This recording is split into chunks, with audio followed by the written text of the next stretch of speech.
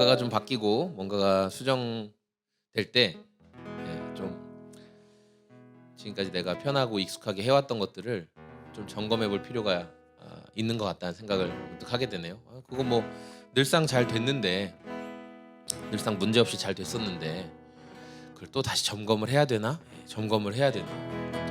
햇살보다 밝게 빛나는 주의 영광, 모든 어두움 물리치네.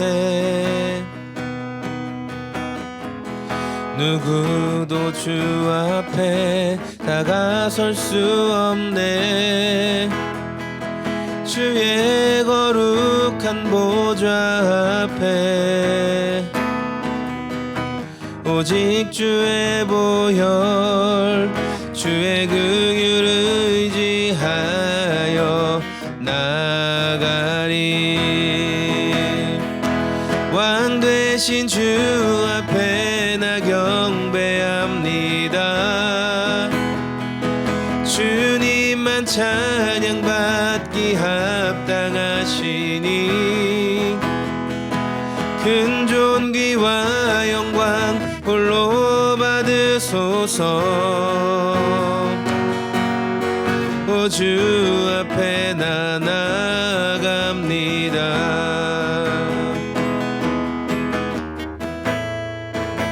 한 번 더 햇살보다 밝게, 햇살보다 밝게 빛나는 주의 영광, 모든 어두움 물리치네. 누구도 주 앞에 다가설 수 없네. 주의 거룩한 보좌 앞에 오직 주의 보혈, 주의 긍휼을 의지하여 나가리. 왕 되신 주 앞에 나 경배합니다. 주님만 찬양받기 합당하시니 큰 존귀와 영광 홀로 받으소서. 오 주 앞에 나 나갑니다. 왕 되신 주 앞에 나 경배합니다. 주님만 찬양받기 합당하시니 큰 존귀와 영광 홀로 받으소서. 오 주 앞에 나 나갑니다. 오 주 앞에 나 나갑니다. 왕이신 나의 하나님, 내가 주를 높이고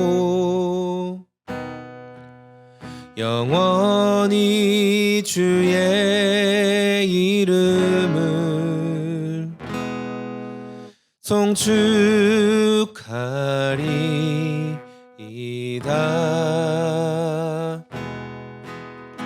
왕이신 나의 하나님, 내가 주를 높이고 영원히 주의 이름을 송축하리이다.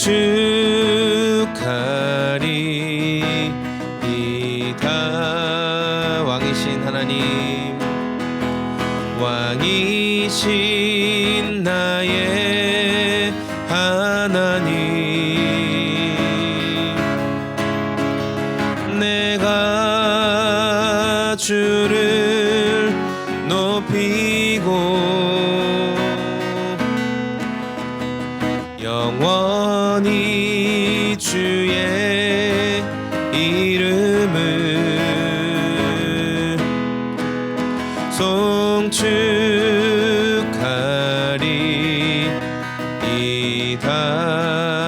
송축하리이다. 영원히 주의 이름을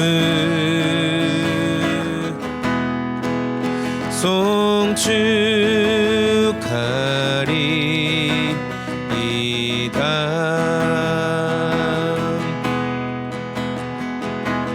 온 맘 다해 주 사랑하라. 생명 다해 주 사랑하라. 뜻을 다하여 사랑하라. 온 맘 다해 생명 다해 주 사랑해. 온 맘 다해 주 사랑하라. 생명 다해 주 사랑하라. 뜻을 다하여 사랑하라. 온 맘 다해 생명 다해 주 사랑해. 사랑해요. 존귀하신 주 사랑해요. 큰일 행하셨네. 사랑해요. 더욱 사랑해. 온 맘 다해 생명 다해 주 사랑해. 온 맘 다해 주 사랑하라. 온 맘 다해 주 사랑하라. 생명 다해 주 사랑하라.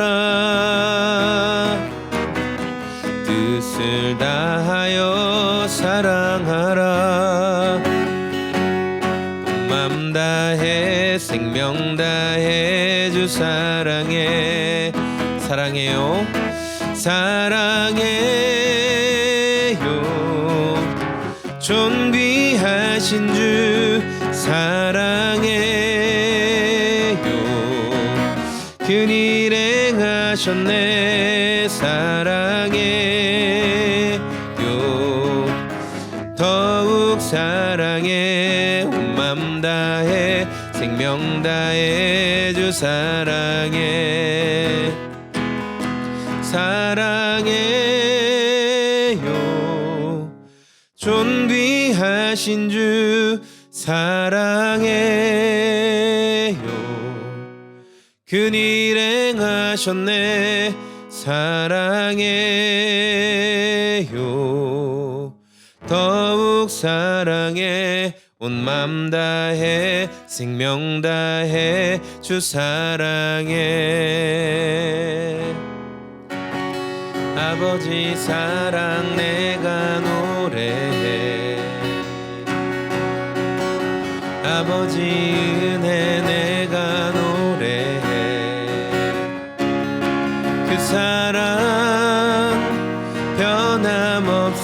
변함없으신 거짓 없으신 성실하신 그 사랑.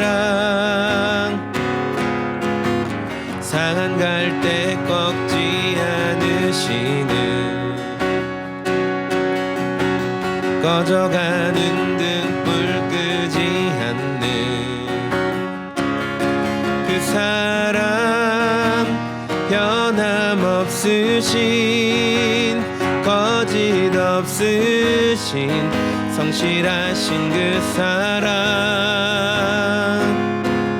사랑.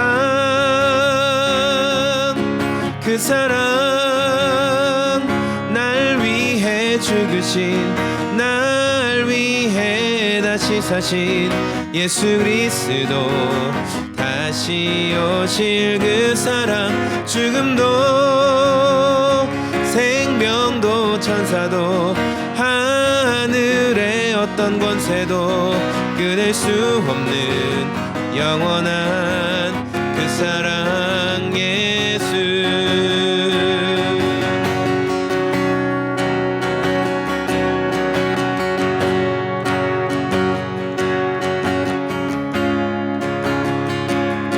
그 사랑 얼마나 아름다운지, 그 사랑 얼마나 날 부욕해 하는지, 그 사랑 얼마나 크고 놀라운지를, 그 사랑 얼마나 나를 감격하게 하는지, 그 사랑 얼마나 아름다운지, 그 사랑 얼마나 날 부욕해 하는지, 그 사랑 얼마나 크고 놀라운지를, 그 사랑 얼마나 나를 감격하게 하는지, 그 사랑 얼마나 우릴 감격하게 하는지.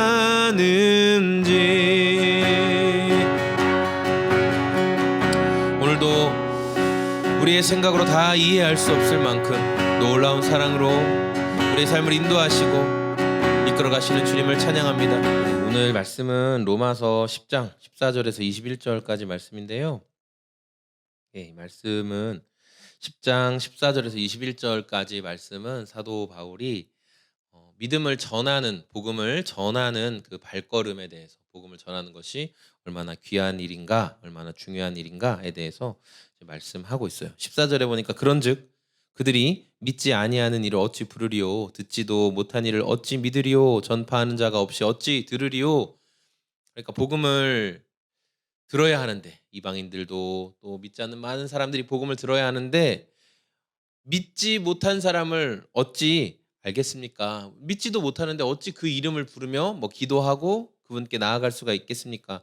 듣지도 못했는데 어떻게 들을 수가 있습니까? 전파하는 사람이 없는데 어찌 그 사람에 대해서 들을 수 있습니까? 거꾸로 읽으면 이런 거죠. 전파하는 자가 없는데 어떻게 그 이름을 들을 수 있겠으며, 그 이름을 듣지도 못했는데 어떻게 믿게 될 수 있느냐, 그런 말씀인 거예요.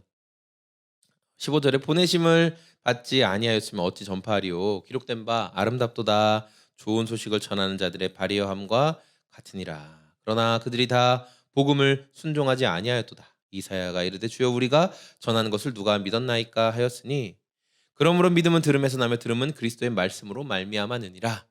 우리가 전도할 때, 또 복음 전할 때 많이 듣는 말씀이죠. 저는 오늘 이 말씀을 대하면서 먼저는 이 복음이 전해졌던 유대인들에게, 율법을 받았던 유대인들에게 먼저 복음이 전해졌죠. 사도 바울이 자기도 철저하게 사실은 유대인으로서 8일 만에 할례를 받았고, 히브리인 중에 히브리인이요 바리새인 중에 바리새인이요 베냐민 지파며, 하여튼 그 왕족 나름 왕족, 사울 왕가의 왕족이고, 정말 철저한 유대인이었던 자기의 동족들, 고륙과 친척들에게 항상 복음을 잘 전하길 원했어요. 그런데 그런 사람들이 예수님의 복음을 아무리 말을 해도 듣질 않았죠. 그래서 사도 바울은 자기가 가진 이 복음을 이방인들에게 전했어요. 그래서 이방인의 사도로 하나님이 그를 택하셨고, 이방인들에게 복음을 전하는 일로 바울을 마음껏 사용하셨는데, 항상 바울의 마음 한켠에는 자기 동족들을 향한 애타는 마음이 있었던 거죠. 그래서 정말 모세가 기도했던 것처럼 내 이름을 생명책에서 지우시더라도 저들을 구원해 주십시오라고 말했던 그런 모세의 절절한 고백처럼, 바울 또한 자신의 형제들을 향한, 육신의 형제들을 향한 애타는 마음이 있었어요. 자, 그럼에도 불구하고 이들은 먼저 율법을 알았고 누구보다 예수님에 대해서 잘 믿었어야 하는 사람들임에도 불구하고 끝까지 예수님을 배척하고 믿음을 갖지 않았죠.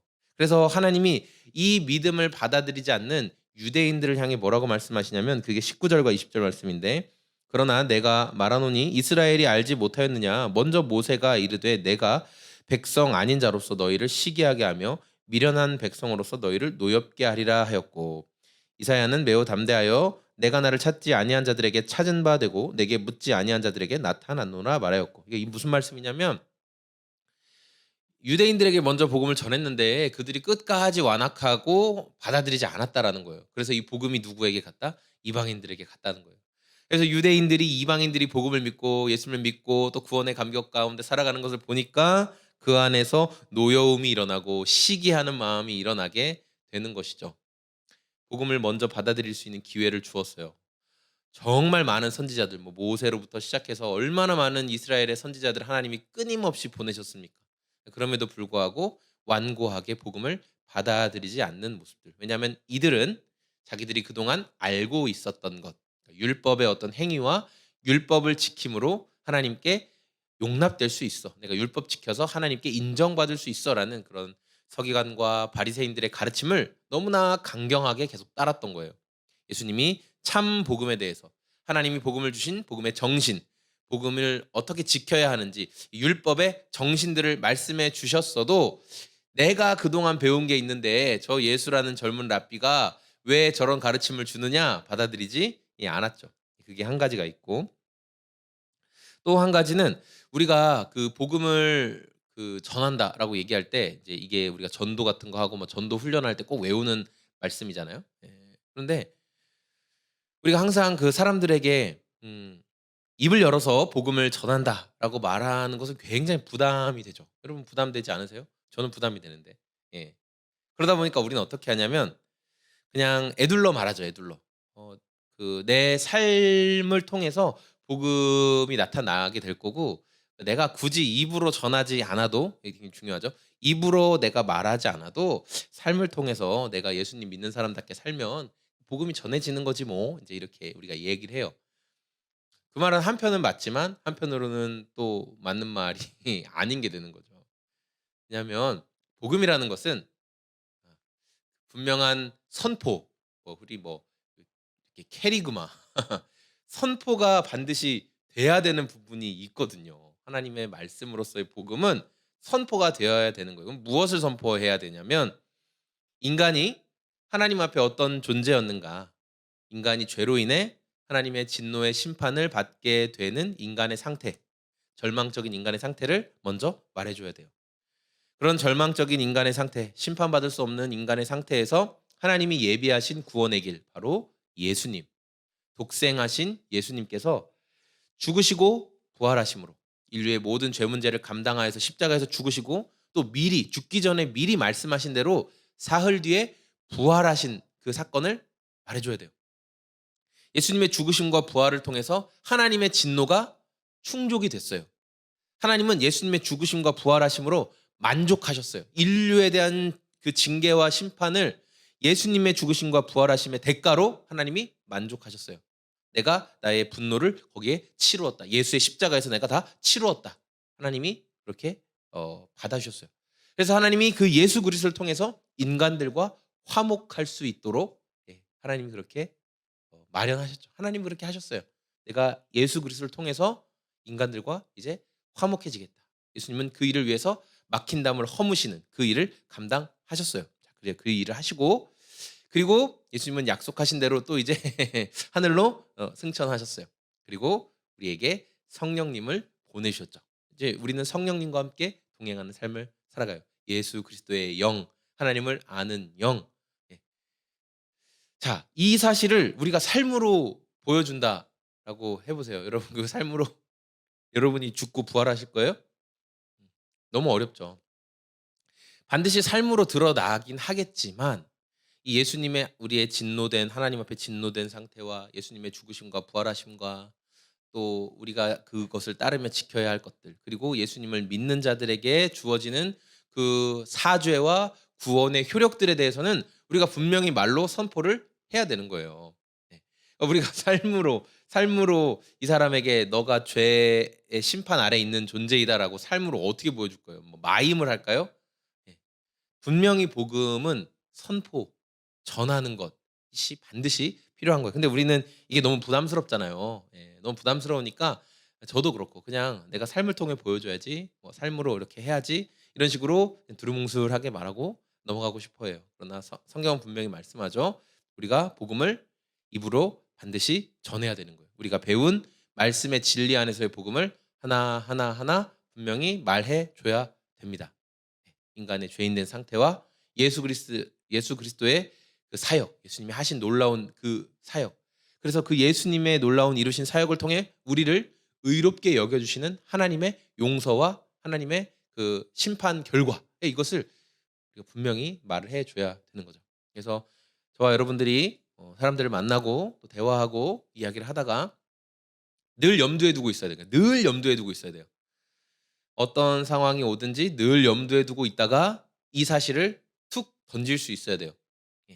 너의 죄된 상태. 네가 그 공허함과 너가 그 괴로움과 네가 그 막막함과 너가 그 지금 무엇인가 해보려고 하는 그 어떠한 상태든지 네 스스로 해보려고 답을 얻으려고 하고 찾아보려고 하고 채워보려고 하고 거기에서 만족을 누리려고 하고 많은 것을 하지만 거기에 중요하신 한 분 예수님이 빠져 있으면 너는 거기에 밑 빠진 독에 물 붓기야. 아무리 해도 거기에서 진정한 만족을 찾을 수 없어.